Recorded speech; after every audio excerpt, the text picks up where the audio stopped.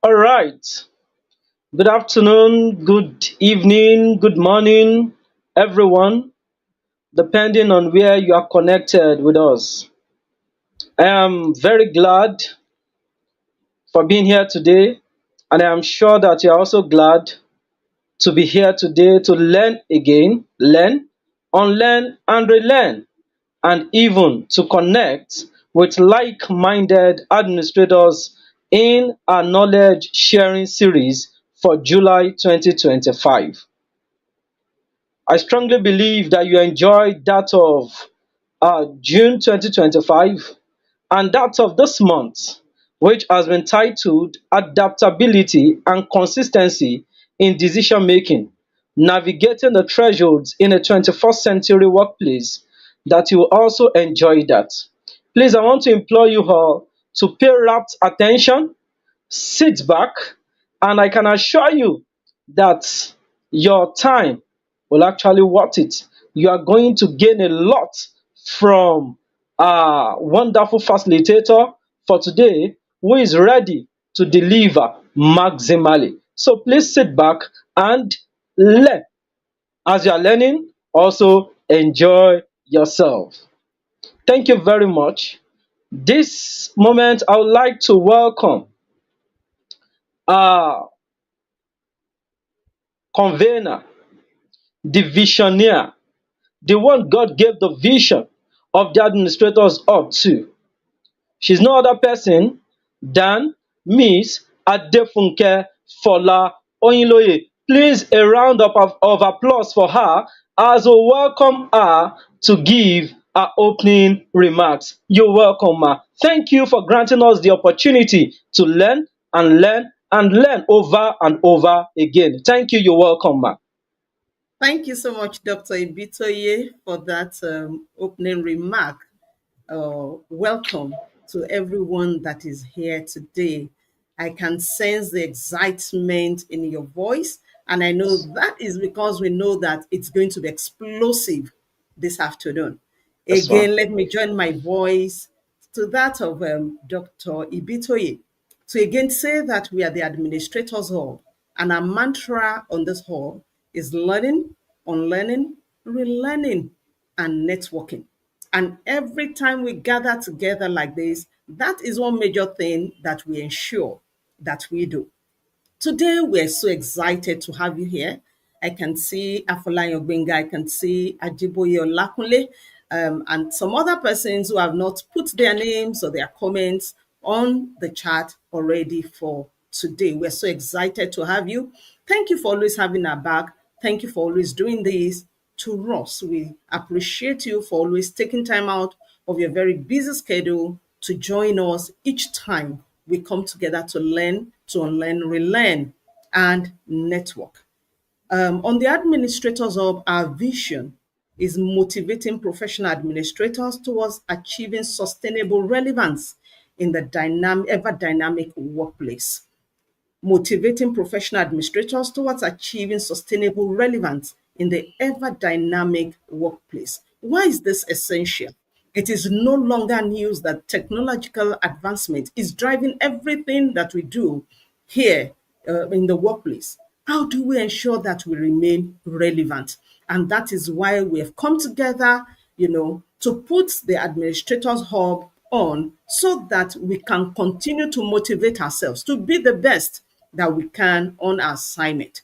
I'm excited and glad to let you know that this is our 25th knowledge sharing series.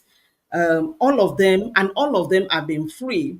And this is in line with our quest to make knowledge common. All in all, we have had 22 facilitators, including the convener. And so it means that of all the 25 events, maybe the facilitator has taken about 4. But we are not counting now as the persons that we're talking about today. We're talking about persons who have joined hands with the facilitator to make this happen. And we're so, so grateful to them. Since our first meeting in November of 2022, we have leveraged on relationships. We have been able to bring in not less than 21 individuals to join hands with us to make knowledge common. And today it's a shout out to all of them and those who have supported us, saying thank you to them for making this possible. Today, we're looking at a topic that is along the line of one of our six core values. At the Administrators Hub, we have six core values, and we're looking at something that is along the line of the six core values. Permit me to quickly run us through the six core values. We have professionalism, we have excellence, we have continuous capacity enhancement, we have creativity, we have optimism. I missed something, which is the third core value, and that is adaptability. And so we have the acronym for our core values as PICO. But today we're looking at one of a topic that is along the line of one of our core values, and that is adaptability, which is the ability to swiftly adapt and change with every turn in the organization.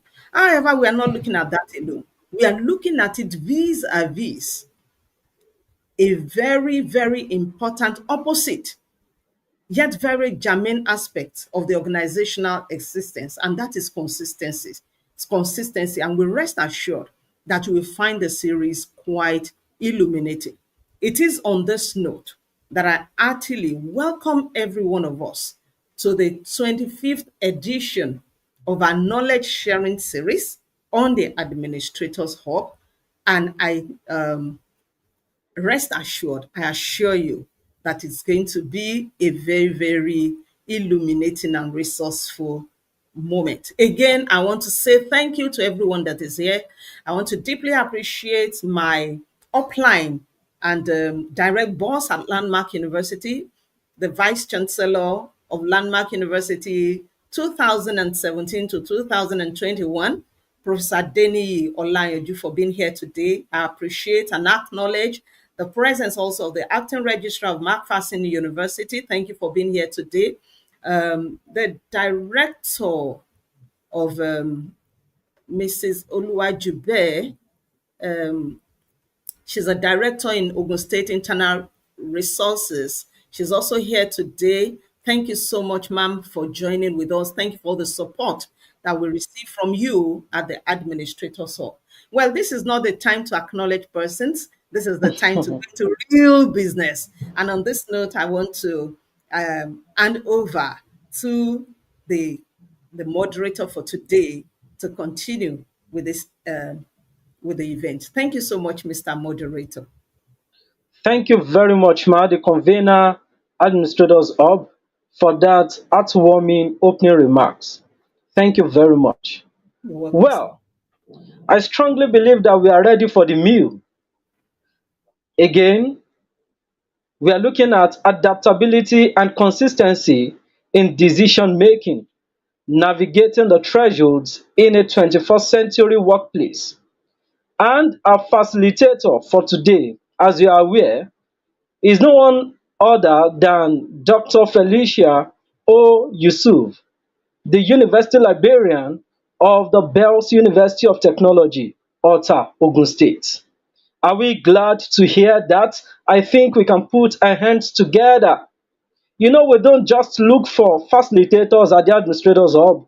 We look for, so to say, the big fish to be sure that they deliver maximally on the topics that are placed before them. However, it will interest you to know that because of exigencies of duties that are actually beyond our control, she is not here physically today. However, there is something interesting. Instead of her to cancel this appointment as a very responsible administrator, a very responsible researcher, she has actually sent a trusted ally, a very wonderful man, very respected. He is a principal librarian at the Bells University to do justice to the topic of today. I can assure you that you will have the best. It is on this note that I want you to gladly, if possible, clap and welcome the representative of our facilitator for today, Dr. Shola Owolabi, to do justice to the topic for today. Thank you very much, sir. Thank you for your time, and we're optimistic that we'll be blessed. Thank you. You're welcome, sir. Thank you so much, sir. It's so exciting seeing beautiful faces. I can see some faces, and some I cannot see, but I can hear names. The anchor, I really appreciate the way you have welcomed me today, giving me a lot of accolades, but I will come in my own simple way. But I'm very sure that we're going to have a beautiful time together. We deeply appreciate the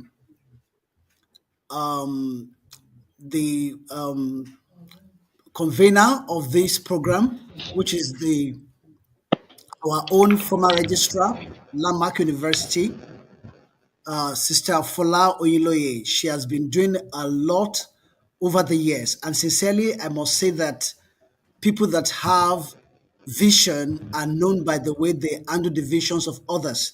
Over the years, you have actually made it known that you are somebody who will have a thing of your own, he that is faithful in another man's business and his own will be committed to him. And we are very happy that you have something to bless the world with. You are contributing to knowledge, you are contributing to human development, and sincerely, it's a matter of time. This is going to go globally, not just online, but people begin to register to come for such a presentation as this, a kind of meeting that is going to bless their lives. I've had several names here today, but I don't want to start mentioning names, but I must still appreciate my or recognize my former vice chancellor, that is Professor Adeni. We say thank you very much. I'm representing the university librarian, Dr. Felicia Yusuf, who for a very important reason will not be here today. She is meeting with the former president of Nigeria, Chief Olusegun Obasanjo. There's a very sudden visitation, and she has to be there. Sincerely, it was so painful. She even told me that, why did I tell the vice chancellor I have a presentation? Because as she was called, she said, I have a presentation today. And then she had to call back and said that, please let me quickly fix things up. And then she was just wondering that, why should I have to do this? But sometimes we cannot help some situation, and that is why she's not around today. So straight to my presentation for today. I don't want to take our time. We are looking at the title, Adaptability and Consistency in Decision Making, Navigating the Threshold of 21st Century Workplace. This has a lot of constructs. We have dependent variable, independent variables, and I'm very sure that we are looking at decision making in 21st century workplace, and how what is causing adaptability, and then why do we need to be consistent.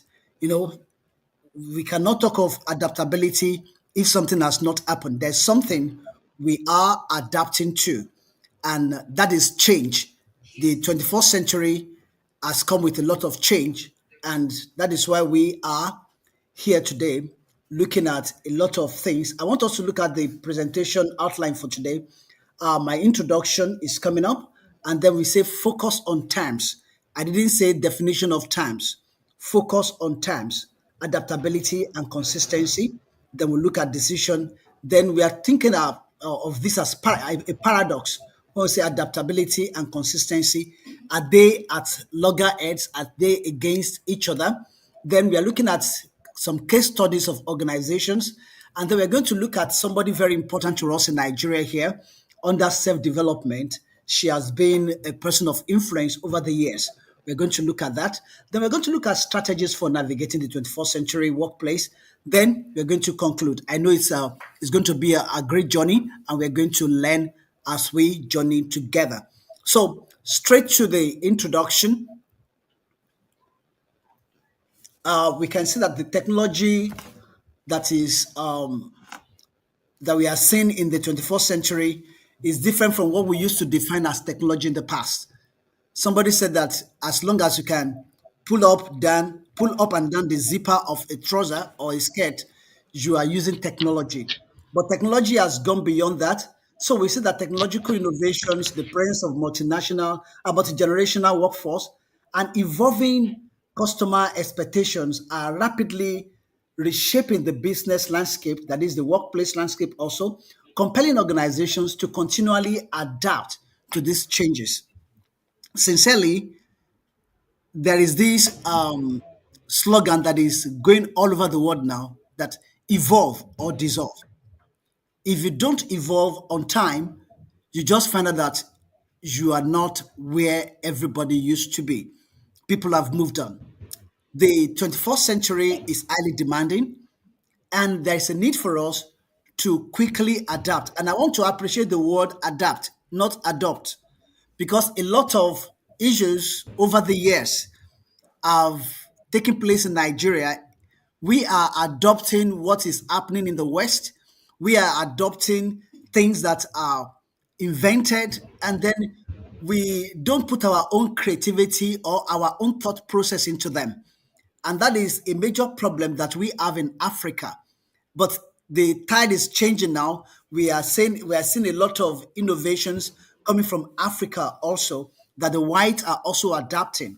And also the playing ground now is becoming global. So whatever happens in the United Kingdom, in America, in Nigeria, in Tanzania, under a very few minutes, everybody begins to see. And we can even see as it is happening live. So in this, where do we place ourselves as professionals? What impact can we make that will resonate and go around the world? And that is why we need to begin to know how to adapt. That is when you adapt, you see innovation and you put your own creativity into it. People adopt innovation without putting their own creativity or thought process into it. And that is a major challenge that we have. So now say that it is crucial to ensure that such adaptability does not compromise the core values, the guiding principle, the strategic objective upon which the organization is founded. That is what we are saying. That is, we adapt sensibly. We don't just adopt hook, line, and sinker.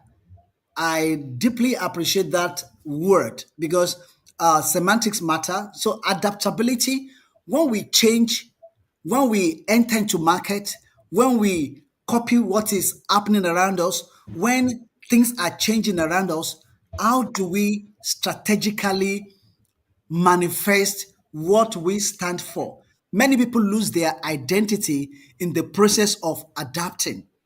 There are several organizations. We see that the workforce we have now is not just one generation.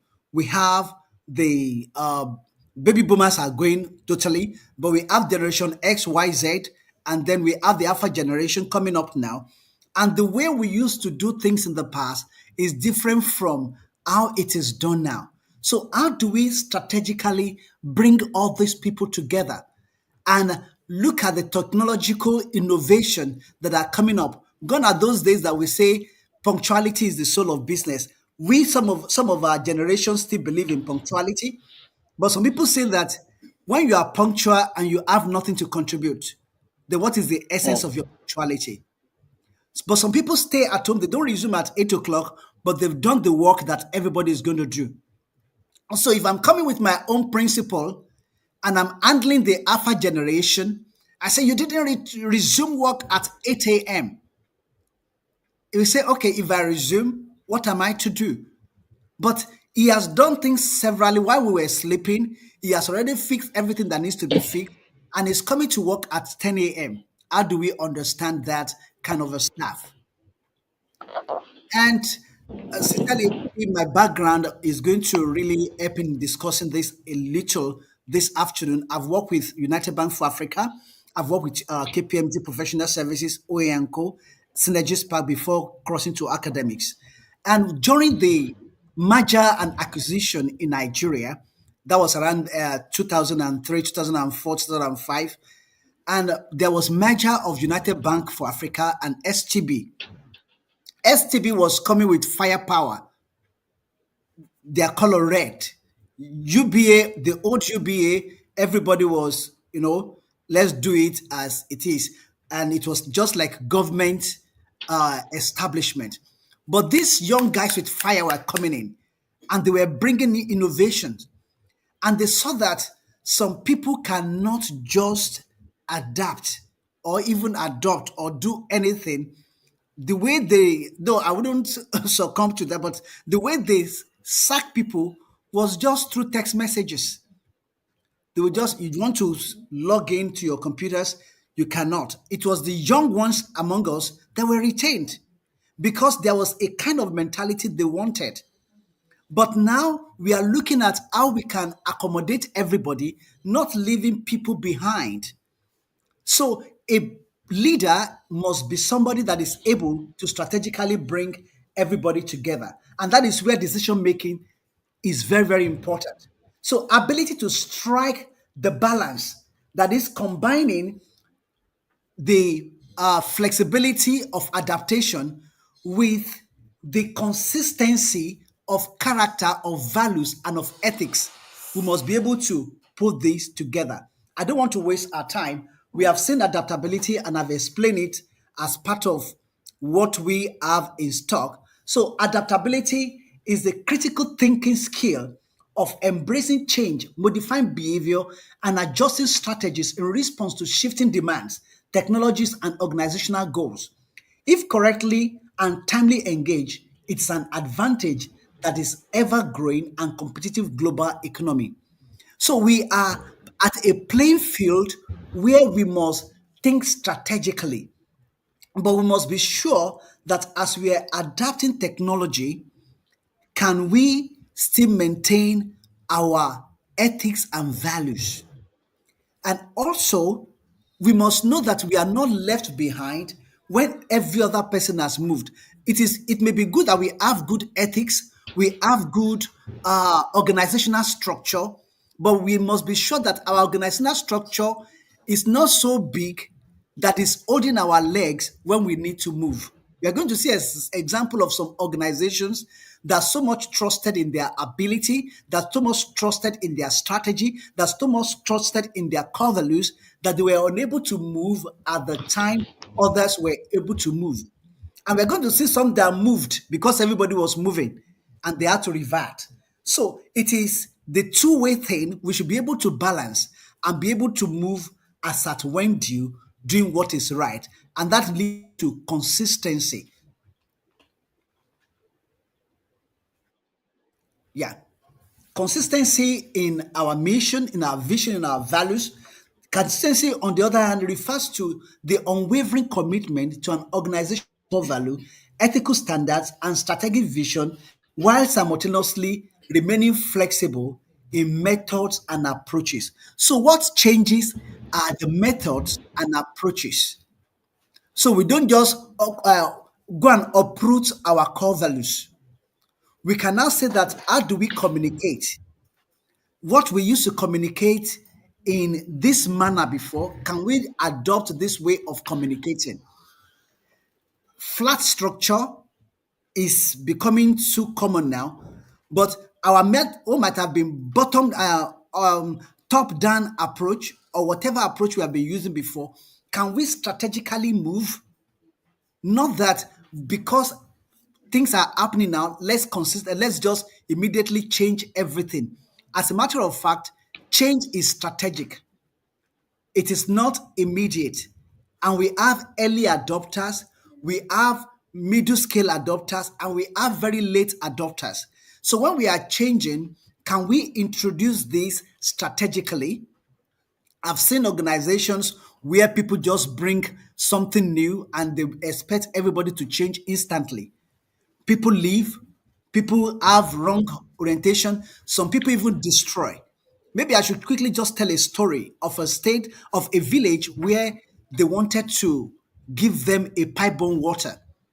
People were going far into the village to fetch water, and this is a true life story. And the international organization wanted to help them, and they made pipe-borne water to come, and then when they install it, the next day the people of the village have destroyed it. They did it again, the people destroyed it. Later, they had to now bring them together. And somebody said, it is women that go to fetch water. Let's call the women and speak to them. Why are these things getting spoiled? And when they called the women, you will see the vehemence with which women were speaking. Say, what do you mean? What do you mean? You are causing trouble in our families. You are causing destruction. And they wonder, what happened? They now settled down. They said, since you installed this water, fight in families have increased. Hmm. Disagreement between husband and wife has. They said, what happened? This is not a curse. They say it's a curse. They said, what happened? They now discover that these women go far to the stream to fetch water. On the road, every family problem is discussed because they have people of different age grade going to the stream together. So they report their husband's stories. And somebody will say, I've had this experience before. So this is what you should do. This out. So they get home, they apply these methods, and they had not been fighting families. But since the pipe-borne water was released, there was no opportunity for them to come together again to settle this matter. So when we are trying to change, when we are trying to make decisions, we should be very conscious of the effect. Despite the fact that we have good intentions, we should know how to strategically communicate change, and that is the essence of this meeting. So we now look at it. That is the paradox of the two, adaptability versus consistency. We cannot say that they are negative. I don't want to start reading to us one after the other, but we see that we have seen the definition of consistency and we have seen that of adaptability. What we can say is that there are two sides of a coin. So when you throw it up, either side, we need them. You cannot completely destroy one side of a coin and use it as a legal tender in the market. It will not work. So the two must be done together. The takeaway is that while we are changing, let's maintain values. While we are changing, ethics must be considered. While we are making decisions, we should look at the consequence. We should look at the impact. So we communicate strategically. We make our decision putting all other factors into consideration. We are going to look at the recipients and also those that are communicating. Then we are able to put together for total quality management, because in every organization, TQM is very, very important. In corporate governance, we cannot do without total quality management, because if we are saying something at the top, at the bottom they are not saying what we are saying, the organization is heading for destruction. This is very, very important. So let's move forward at some case studies and we will quickly look at them. I am sure I will not want to waste our time. So let's look at the first on the list. That is Yahoo series of unfortunate no thankses. There are offers made to Yahoo, but they were not futuristic in thinking. And at that time, it was the glory of Yahoo. Yahoo was the email of everybody. I think all of us in the house, we will say that the first mail we open is Yahoo. I want to have response. Can we let people speak so that I can use this to interact with people? Moderator? No problem, sir. Please go ahead, sir. Yes, Okay. sir. Thank Yeah. Because other persons are actually not able to join with us and speak, but they can hear Okay. us. But they can Okay. put it in the chat, whether that is Yes. true or not. Or not. Yes. Thank you. You can put it in the Okay, we chat. can hear Thank you you. very much. Yes. Toyosi Yeah. Nathaniel, yes. Yes. Thank you. Yeah. Thank you. So most of us opened Yahoo box and were able to exchange. And at that time, even in Nigeria, most of the boys that were doing fraud were using that platform, and that is how the word Yahoo Boys came, and it stands to today. But Yahoo is not where it used to be. Many of us migrated to Gmail, and that was Mm. what was offered Yahoo in 1997, and Facebook also offered them their own platform in 2006, For Google, it was 1 million, and for Facebook, it was 1 billion. They could not really think ahead. They could not. There was no management structure in decision making. I think we have to quickly look at this. We have to base our decision on data. We have to base our decision on market structure. We have to base our decision on people's reaction. A lot of things happen around us. We need to know them before we take decision. So they made the wrong decision of rejecting, saying no thanks. So Yahoo failed to adapt on time and was slow in decision making. They were too rigid and they lost the future of the tech world. So I go to the next presentation, the next slide. I don't want to take our time at all. So the next is Nokia. Most of us also, we some of us use Nokia because we have, but it was the strongest at that time in the early 2000s. And Nokia was the undisputed king of the mobile phone market, but it failed to anticipate smartphone revolution, sticking too long to their Symbian platform while the world moved on to Android, the iOS. So a lot of innovations were coming up at the time their phone was the king. They so much focus on the hardware, very strong. Your Nokia falls down, you pick it up again. It doesn't just get spoiled anyhow. So people are not looking at durability again, they were looking at functionality. Many people don't mind changing phones, but they want something that be able to meet their needs. They can communicate to the world, and Android was focusing on that. BlackBerry also, I removed that later because we don't want to be citing a lot. BlackBerry also had the same problem.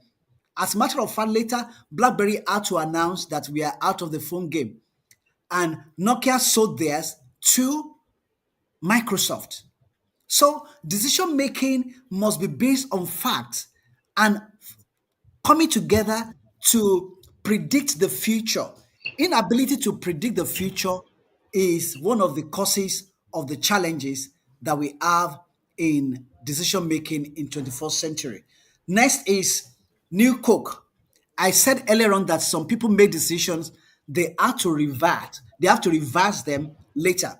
So in 1985, Coca-Cola decided to shake things up by changing its century old secret formula, the introduction of new Coke. I don't want to start reading. They changed, but the customer base said, we don't want new taste. But they were looking at everybody changing. So something must be done. Let's shake it up a little. When it is not necessary to change, don't change. There's that slogan, if it ain't broke, don't fix it. I think it's American slogan, though broke may mean being penniless to some people, but if it didn't break, if it is not broken, that's what I. So if it ain't broke, don't fix it. There are some decisions that are not necessary in organizations, so that is why we have to be very, very careful in making decisions. And when we base our movement on fact, we don't base it on fact or what is actually happening, the trend, then we are able to make correct decisions. Many people have based decisions on trend. Yes, the 21st century is moving fast, things are changing, a lot of things are happening around us, but we have to be very careful. Is this change actually necessary? So if it ain't broke, don't fix it. So the next one, okay, I've mentioned BlackBerry. I don't want to waste our time at all. They made the same mistake. So let's go to individual. And we're going to use just one person because I'm very mindful of time. Self development, that is self branding for positive adaptability in 21st century. Every system is made up of materials, machine, process, and people. People are critical factors among these elements because of the management role to facilitate smooth running of other elements. Hence, they need to focus on personal development for adaptability, consistency, and decision making. And the person we are going to look at in this discussion is no other person but our own Okonjo Iweala.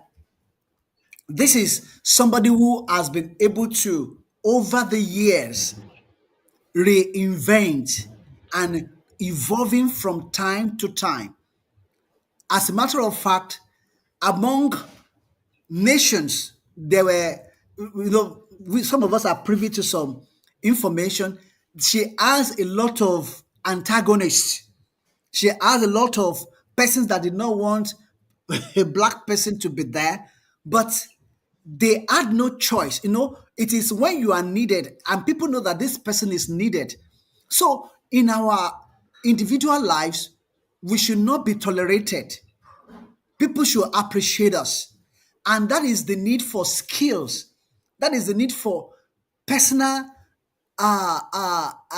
investment in self, that is, in personal development. So Okonjo Iweala made a deliberate, transformative decision to develop herself by mastering emerging technologies, embracing innovation, and cultivating advanced social leadership skills. As a matter of fact, she had to stretch herself beyond limits. And somebody that came from World Bank to Nigeria to serve the government, going back to World Bank, and also being appointed at World Trade Organization. It is not just a joke. This is a focused personality. This is somebody that knew what she was doing. It was not out of favoritism. It was because she was needed. If she was not needed, she would not be taken. And that is why Oprah Winfield says that the antidote against uh, prejudice is success, self development, working on yourself, becoming who you ought to be. So we have to make mention of this because when we are talking of decision making, the people that are making decision are human beings. We have man, material, machine, and all this, but man is very, very important. Man is critical. And if somebody said that people pray for open doors, but when the doors are open, the skills to maintain that door, to keep that door open, most people don't have it. And in our decision making, maybe family, work, and every other thing, we should base them on certain skills, certain understanding. Some people are failing in family, some people are failing at work, and they think these people is because people hate them, but it may not be. It may be because of certain things that we really lack. It's just by way of mentioning that we are introducing that. Let's continue to focus on what we are discussing. So we need to look at some strategies. I don't know how much time I have because we have a lot of strategies here, but we may not be able to mention all of them. So if the moderator will let me know how many minutes do we have left. We have less than 15 minutes for the presentation, sir. Beautiful, beautiful. So we can make do with the little we have. So we have strategies for navigating the 21st century workplace. And the 21st century workplace is characterized by rapid technological advancement that has been said earlier on, then globalization, generational diversity, and all that. But navigating this environment requires intentional strategies that foster adaptability and continuous learning and resilience. If we are not intentional in our approach, we may be surprised that things happen around us and we are just struggling to find our feet. So, number one is that we have to embrace continuous learning and upskilling. Somebody said that learning is from the cradle to grave, and I really support that. And this learning does not have to be a formal learning. As a matter of fact, most of the people that are gathered here, I would not have to be defining what I'm actually talking about. But what one thing I want to take out of this is that we must learn that the world has changed. I was playing with somebody earlier on. I said in those days, our parents would say that I must eat at 4 p.m. My night food and or 5 p.m. Our parents are always, most of them are civil servants. But now we see parents don't see their children, some for months, some. Everybody meets on the road. Some, a lot of things, the platform has changed, and we must be educated to the point that we are able to manage ourselves, manage our employees, because people come to organizations battling with demographic issues that we cannot just mention. And when we see them, people issue query immediately. We should learn about people, we should learn about culture, we should learn about the environment that we have now in our decision making. Also, we have to embrace continuous learning and upskill, which is almost like what we said earlier on, but we have to continue to invest in professional development programs, also seminar and all these that we create for people. I don't want to take our time on that. Then the core values of our organization, we need to strengthen organizational core values in our decision making. That is, whatever decision we're going to make, do we practice this? I was reading a lot of cases in America where people have used technology to do a lot. People's data, will we have them?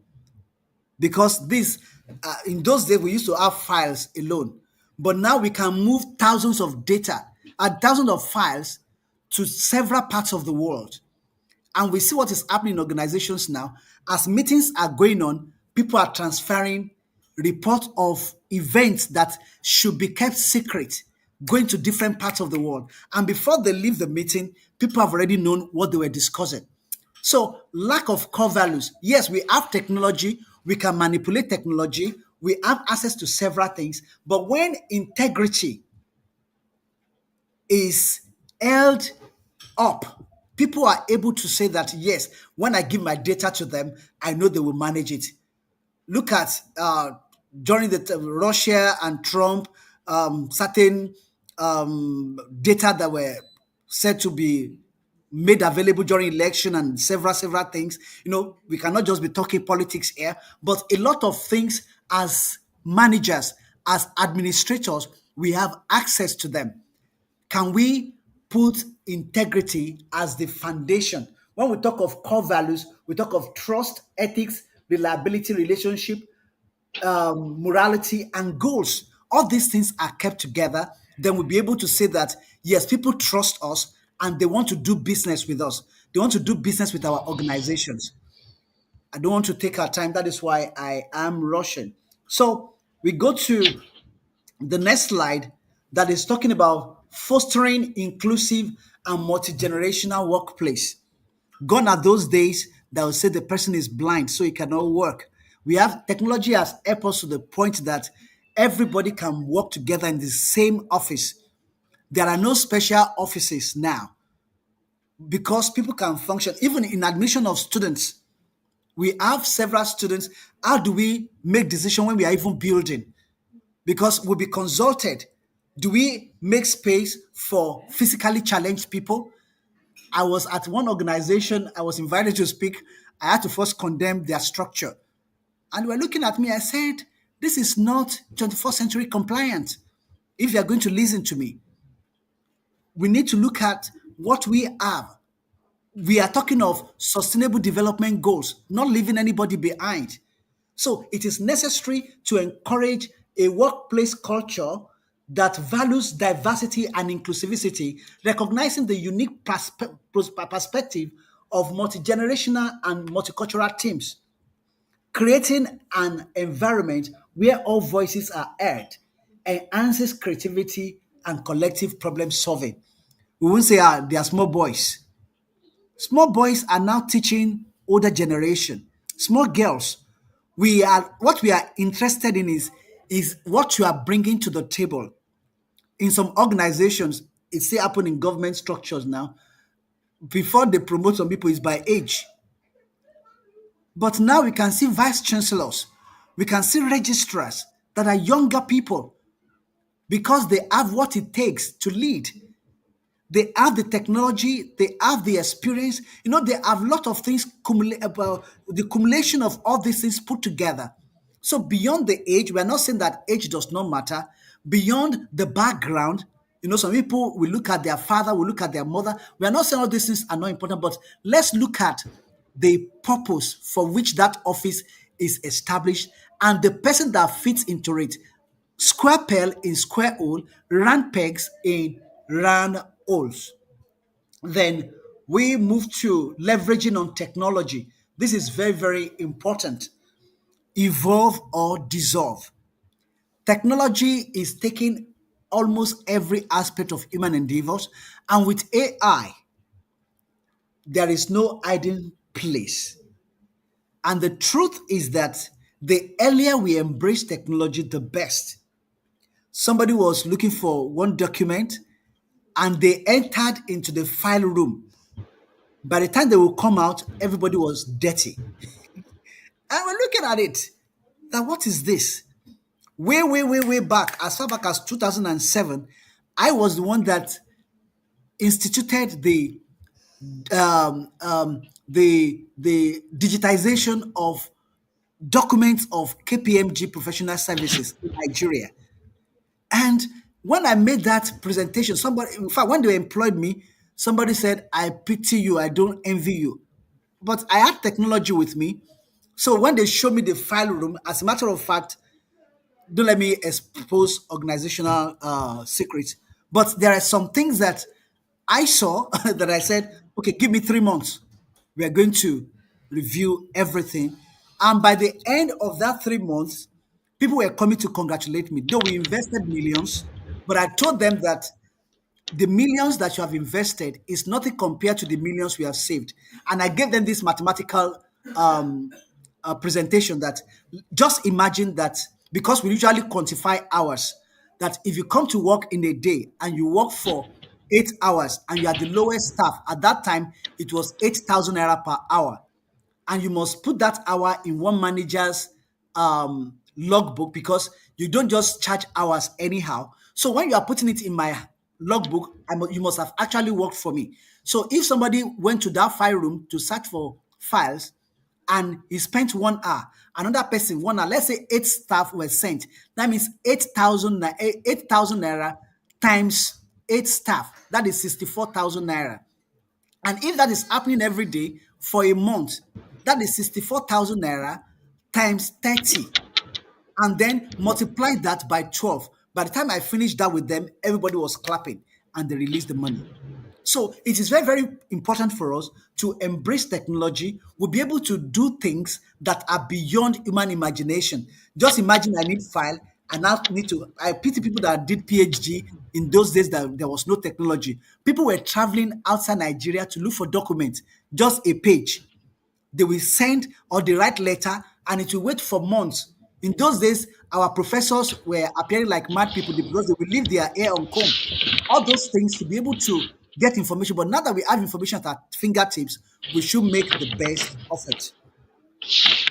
So, in our communication, there's a need for us to promote transparency and transparent and adaptive communication. When communication is not transparent, people are permitted, not just not that people may, people can assume. An assumption is the lowest form of intelligence. They just assume this is what is happening, and we too, we are not communicating openly. I've seen several organizations where people have mixed things up, thinking that this is what management is communicating. But when communication is well defined, it has focus, people are able to run with the vision of organizations. I've seen organizations that died natural death because people could not communicate clearly. And at the end, they discovered that the organization was not wrong. It's either the communication was delayed, or the communication was not clear, or the communication was unnecessarily coded. And there is a need for us to be open in our communication and communicating at the right time. Then regular update and feedbacks mechanism and collaborative platforms help bridge gaps. When there are gaps, people are bound to say different. But when we have regular feedback, even in promotion, When people know that I'm due for promotion, am I going to be promoted this year or it will be next year? I've seen people that have not been promoted for 5 years, but they understood why they were not promoted. There was one organization, people may not believe this, but this is the truth. Because of table manner, somebody was not promoted.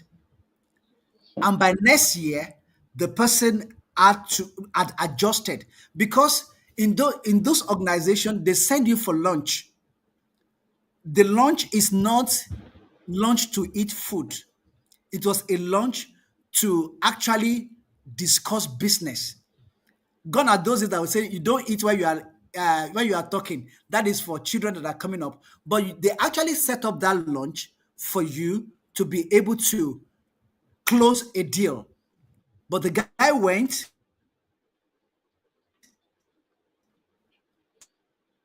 his table man put people off. As a matter of fact, the person that was there was then said, "Please, will you excuse me? We can talk later. Then I will get back to your organization." That you sent the wrong person. And some people not promoted because of their dressing, because it's what that organization actually needs. I was working with a big law firm. By the time he said, "Please, Mrs. So, please tell the guy to resign. We don't need him in this organization. We cannot begin to teach people how to dress." This is a lawyer with 2-1, but was not fit for that commercial law firm, which was into aviation, oil and gas, and all that. So immediately they relieved him. He got employment immediately in another place, but not in that organization. So we know how to communicate our culture, how to communicate our vision and what we have to people.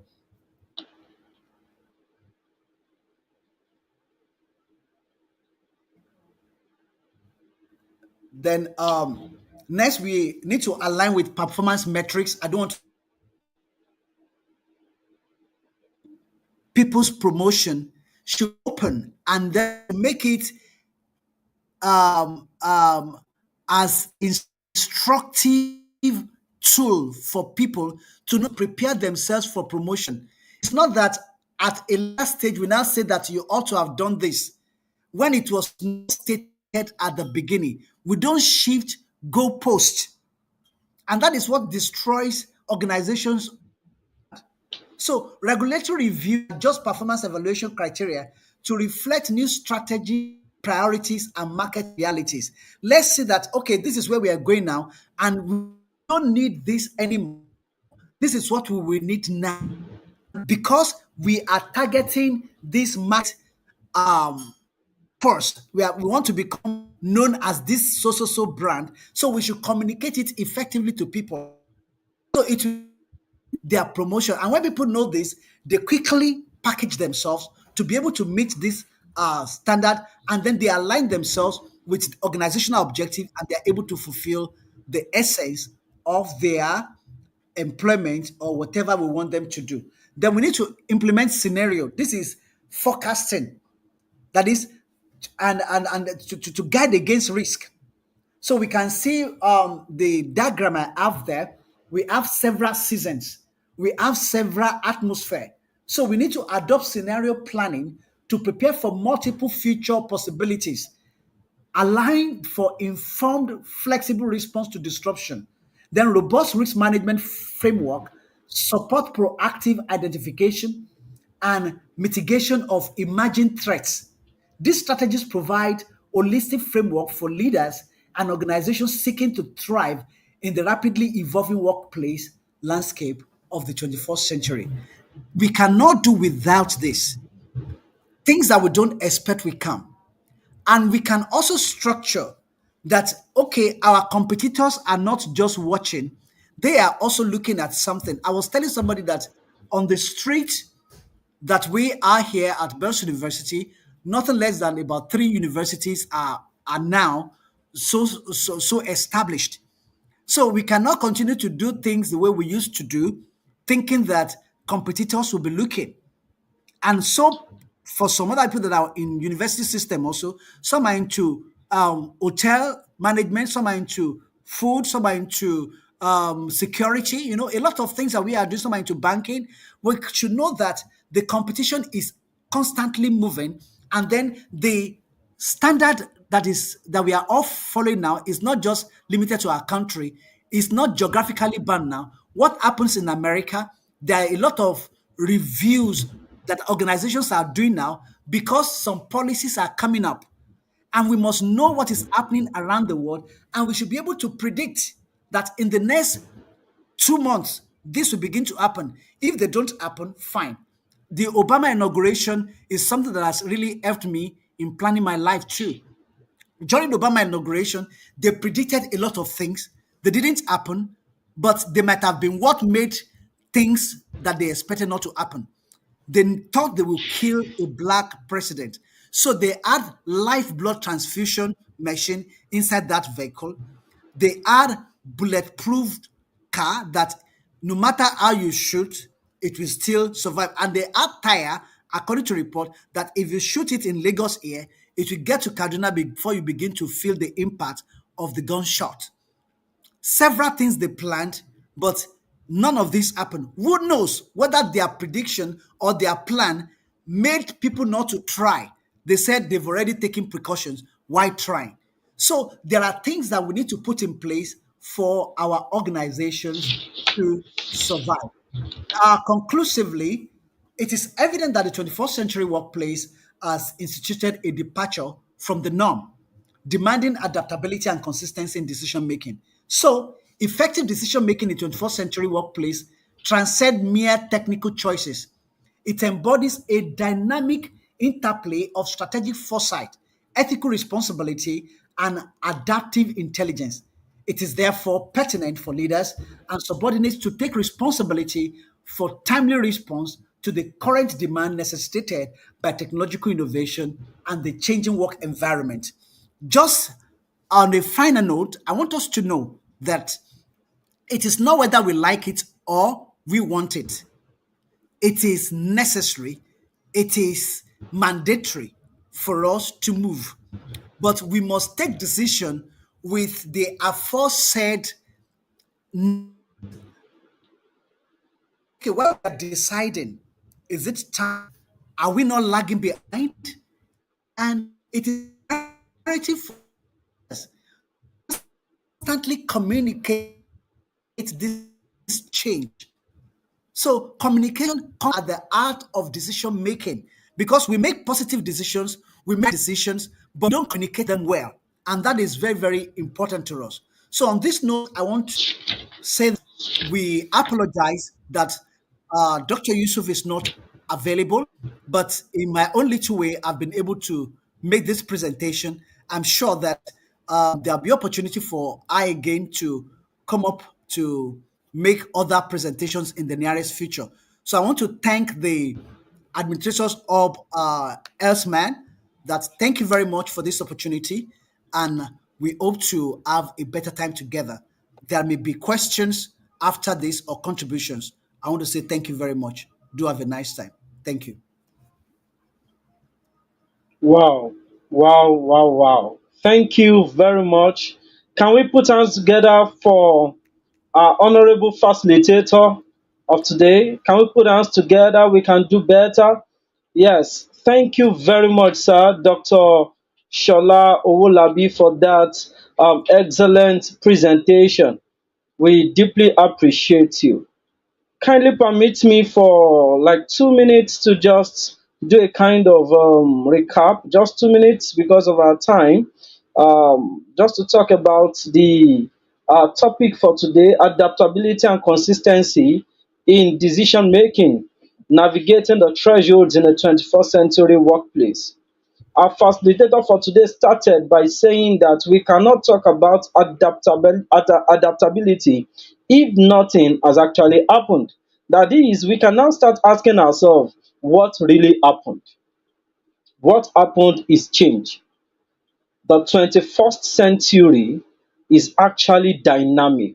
We are experiencing change, and you must also walk or move in line with this change. And we were made to understand that technological innovations, the presence of multi-generational workforce, and evolving customer expectations are rapidly reshaping the business landscape, compelling organizations to continually adapt to the change that we are talking about. And he made mention that you evolve or you dissolve. If you don't evolve, you will observe that you are not where you ought to be. This can be applied to us as individual or even as an organization. So it's better we evolve. I believe that no one actually wish to dissolve, right? I hope I am correct. Yeah. We also made to understand that many people actually lost their identity in the presence of change.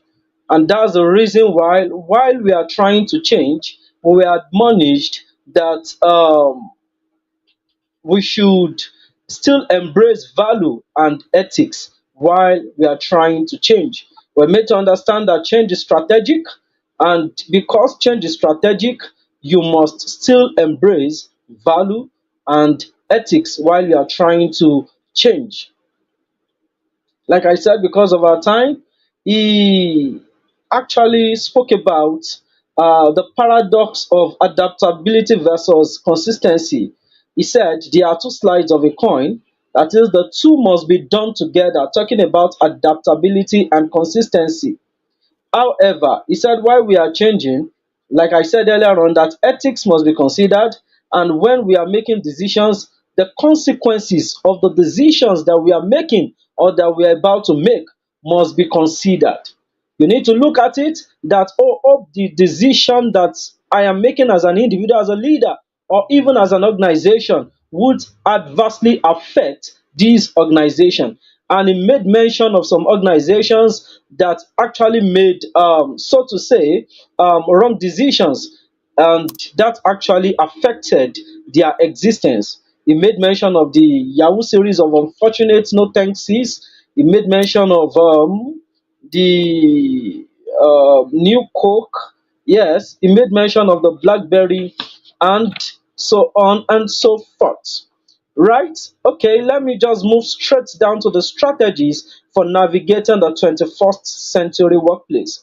Our facilitator for today highlighted and discussed some strategies for navigating the 21st century workplace. And I will just mention to embrace continuous learning and upskilling. We were implored that we should embrace continuous learning and upskilling, and two, that we should strengthen organizational agility. In conclusion, because of our time, we're made to understand that it is evident that the 21st century workplace has instituted a departure from the norm. I believe we all agree with this, demanding adaptability and consistency in decision making. And that is actually thought provoking, that the 21st century that we are into has actually instituted a departure from the norm. You cannot continue to do the same thing the same way and expect a different result. Like we know that change is what we are experiencing now in the 21st century workplace. And so, therefore, the 21st century workplace demands adaptability and consistency in decision making. It is on this note that I would like to appreciate the representative of our facilitator for today again, a renowned researcher, Dr. Shola Owolabi, a principal librarian at the Bells University, for that excellent presentation. Can we please appreciate him once again with a round of applause? Yes, thank you very much. Right about now, we'll be going to the question and answer session. Please, if you have questions, please kindly put it on the chat box, and we'll do our facilitator will do justice to that. Please, questions, questions. We have just 3 minutes for that. We are trying to keep to time. We are trying to keep to time. Please, questions. We can type that on the chat box. Comments, questions, I believe that is also welcomed, ma. The host and the convener, ma. Yes, Yes, questions, comments. So comments. please feel free to do that. Type that on the chat box. You have questions, you have comments, or just give us like 2 minutes to do that. We are time conscious in the administrators hub. We are very responsible at the administrators hub, and we're always time conscious. Please, we have 2 minutes for that. Thank you.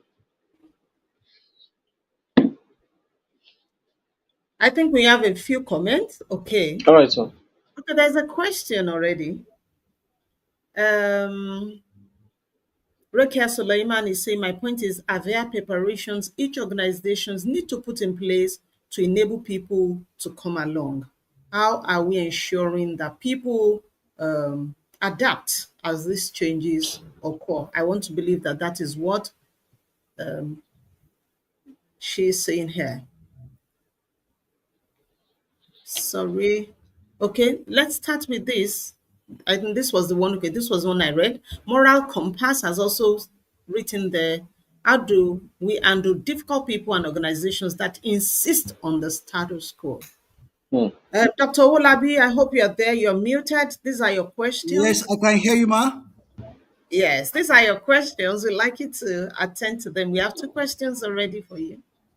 It's all right, ma. How do we carry people along on the path of adaptation or adaptability? Sorry. I think at the beginning, organizations have a lot to do. Most times, when they see people at the top changing, people change naturally. As a matter of fact, we make hero of ourselves. I've seen people in organizations that pass down things, but they don't do it. Mm, So it starts with us. As a matter of fact, we don't pass it down. I've seen people that say that I just love that person. I want to be like him. So when we are people of our words, and when we are taking time to do things, uh, if you have to go back to school and they see that you are going, because that used to happen a lot in when I was in UBA, a lot of people were working on themselves. You see that was when MBA was common. People MBA here, MBA there, and they saw that the real Oga Pata Pata, because everybody entered with first degree, and they said they didn't want first degree anymore. They wanted people with MBA, and Oga was doing it. So everybody, and they gave them time. One thing is that we tell people to do things, but we don't make time for them, or we don't make finance happen.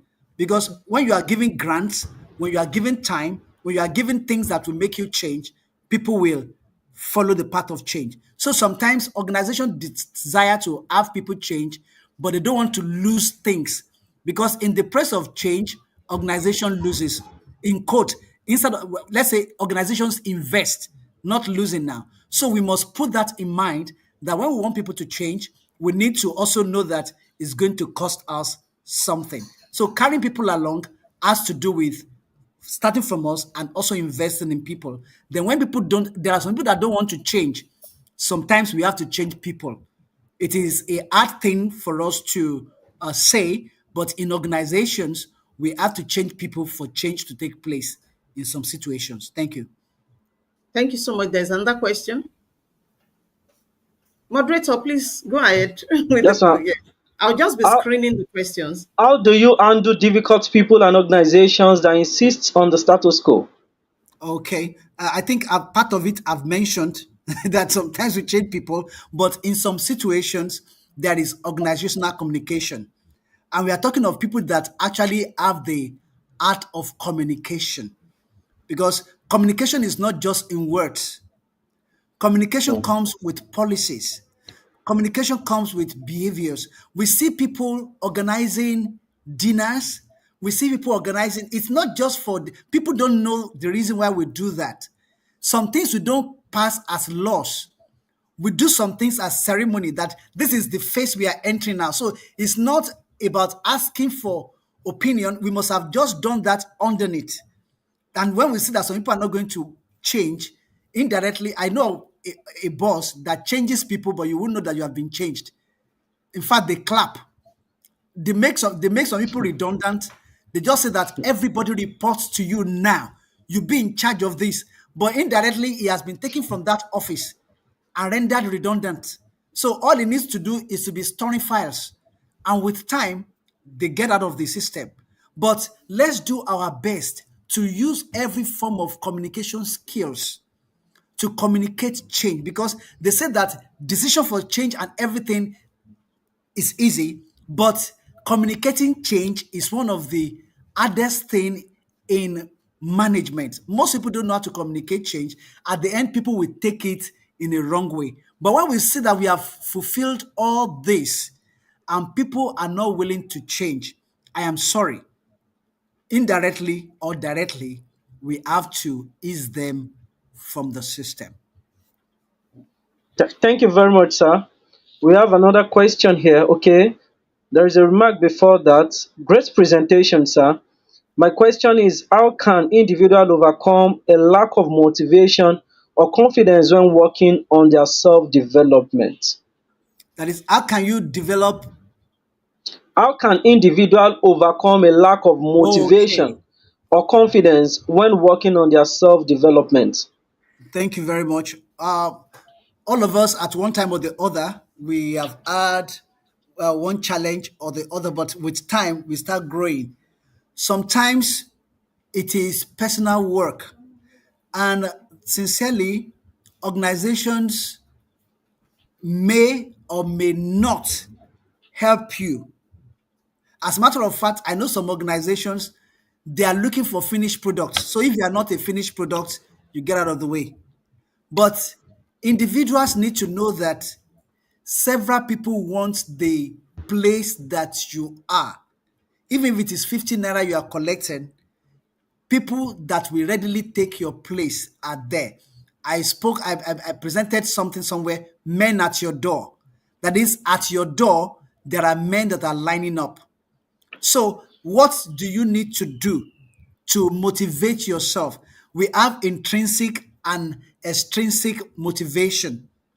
Intrinsic motivation comes from within. And though I will not make conclusion, but intrinsic motivation is much more important than extrinsic motivation. Extrinsic motivation, salary, appreciation, and all that. But what do you want to be in life should be what is motivating you. Where you are working is one of the foundations for where you are going. So when you know that what the work you are doing is not for the people, because most people think they are working for people, you are working for yourself. Somebody used to call me ISA, that is eye service, thinking that me, but after some years, that it was the person that came to me. I thought you are just pretending. I didn't know that is where you are. I said, I'm not working for those people, I'm working for myself.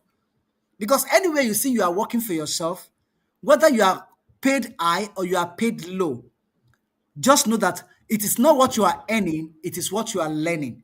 So Mm. if you have that in mind, it will help you. But most people focus on what they are earning, not what they are learning. And that is why we don't have that motivation. So it's necessary for us to be taught that, and then we'll be able to better place ourselves. Thank you. All right, thank you very much, sir. Do you have any other question?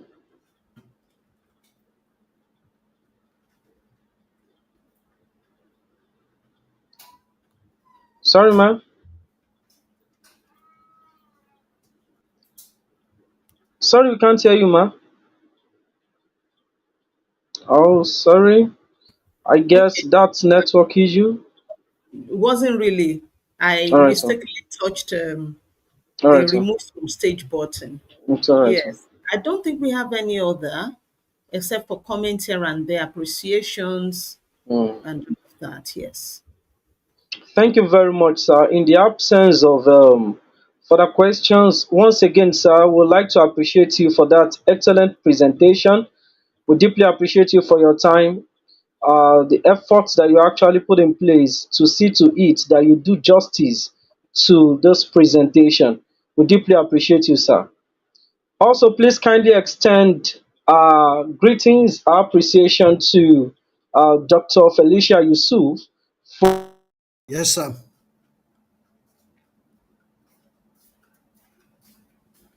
Oh, looks like the network is Yeah. playing Can you tricks hear? on Can anyone hear me? I can hear you. Okay, okay, okay. Yes, I can hear you, but it looks as if the moderator. Our moderator has challenge Yeah, with the network. yes. And I think we should give him a little bit of time. If it doesn't come up, then we'll do the appreciation. We're actually supposed to get into appreciation and remark before we leave. In the interim, while we wait for him, please permit me this evening to specially appreciate a group of people that are on this call today. By privilege, I preside over the class of 82 of St. Clair's Anglican Girls Grammar School offer a platform. Okay, while we were waiting for you to return, I began to say something, and I said that you are about to give us the appreciation, but that I should be Yes, sir. permitted to give an appreciation to a group of people that are here It's today. all right, sir. So please let me quickly do that, and then you take your Please go appreciation ahead, ma. after. You know, there are times that I have special people on the platform, and I just want to Yes, yes, sir. acknowledge them. And I was just saying that by privilege, I preside over a group of women of Hmm. timber and caliber.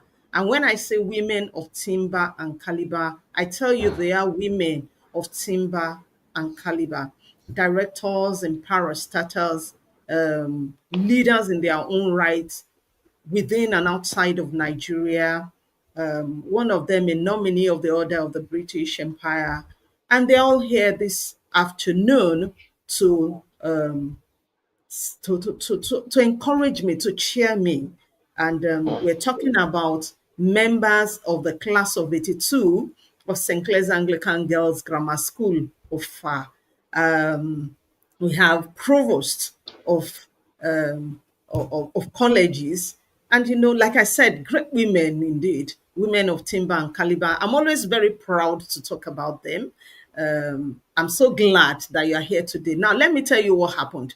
I went to our platform today and I said, if you know that you're still my sister and my friend, I want to see you at that event today. Otherwise, after the event, I would defriend or desister you. And I can see quite a number of them here today who do not want me to desister or to defriend them. Thank you so much. Permit me to call them by their first names. Thank you so much, Dr. Buki Olawiye. Thank you so much, Mrs. Mercy Oguntimeyin. Thank you so much, Mrs. Rekia, Ajia Rekia Suleiman. Thank you so much, Dr. Roslyn Yashim. Thank you. I'm trying to fish them out. Thank you so much for being here today. If there's any other person whose name I've not mentioned, I really appreciate you. It's a privilege and a smooth ride presiding over you. And I'm glad that you're here this afternoon. Thank you for the yes. Thank you so much, Pastor Shunride Omotayo Abiodun. Thank you so much for being here today. I appreciate you.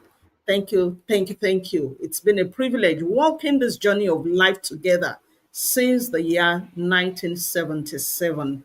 And it's a privilege to know that I think that's about 38 years after we're still walking the journey together. Is it 38 years? 1977 to date. How many years is that? Is somebody calculating for me? Well, it's a long time. We're walking this journey together, and there will be so many great things. I think 48 years, so many great things to do together. Thank you so much for being on the call this afternoon. On this note, let me hand it over again to the moderator to do the appreciation for the other persons on the call this afternoon. Over to you, Mr. Moderator. Thank you very much, ma. Just to join my voice with yours to appreciate everyone that are actually present for today's knowledge sharing series. We appreciate you. Thank you for your time. Thank you for believing in what we are doing at the Administrators Hub. We deeply appreciate you. Once again, we appreciate you, Dr. Shola Wulabi. Like I said earlier on, kindly extend our appreciation to Dr. Yusuf. We know that our heart is actually here with us. Thank you. We appreciate her. It is on this note that I would like to welcome the host and the convener again of the Administrators Hub for the closing remarks. So, welcome, ma. What again do I have to say than to join my voice again with the voice of the moderator to say thank you? Thank you to everyone that has spent time to be here on this call today. Um, Thank you so much. It's been a season indeed of learning, unlearning, relearning, and networking. I'm sure that all of us have something to take back home, to our diverse workplaces so that we can keep evolving. Keep evolving. I noted some things when Dr. Wolabi was talking, and I'd like to wrap up with those things. To let us know the speed at which change is occurring in the workplace today. I, even though I'm not a native of technology. I'm an immigrant of technology, but then I like to explore technology a lot. And mm, recently I saw something on LinkedIn.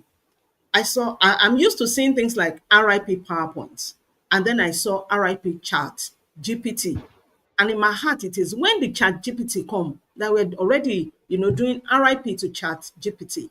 That only points to one thing. It points to the fact that the changes we're talking about is at the speed of light.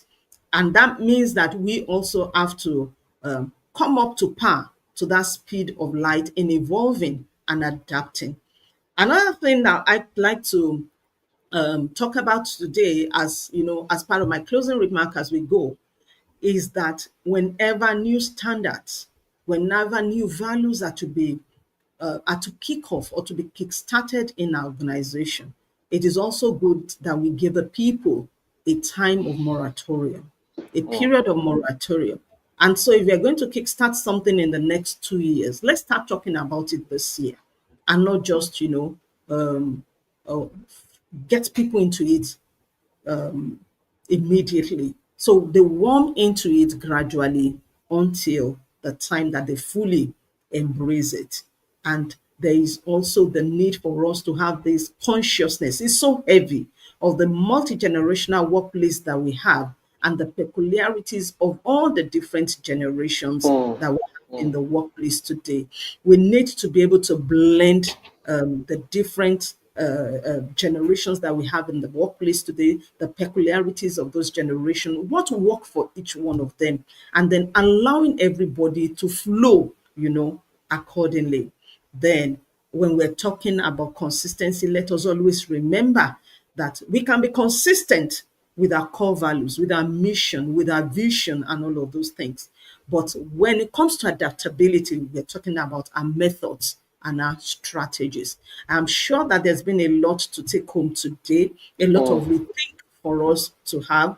Um, and I want to say that we look forward to having this host again and more people with us, and or in the July edition of in our August edition of our knowledge sharing series. I can see one of my friends from the university also here, Dr. Pelumi Oluwafoyipu. Thank you so much for being here this afternoon. We are really, really appreciated. We look forward to seeing you over and again. On this note, I want to hand over again to the moderator to bring us to a close, to draw a close on this meeting this evening. Thank you so much, everybody, for being here today. Thank you so much for taking your time out. Thank you so much. All right. See you at the August 2025 Knowledge Sharing Series edition. Please, if you are yet to join the administrators of the WhatsApp group, you can do that. Please like our YouTube page, and also you can also join our social media platforms to be abreast of what we are doing and also the information that would be posted as and when due. It is on this note again that we want to appreciate you and to thank you for your time. Thank you. God bless you. See you. Bye.